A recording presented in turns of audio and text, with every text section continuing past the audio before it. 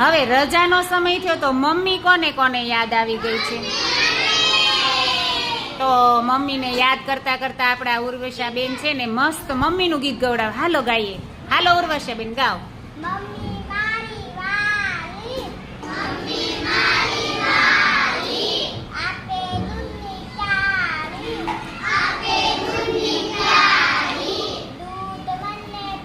Action કરો બેટા.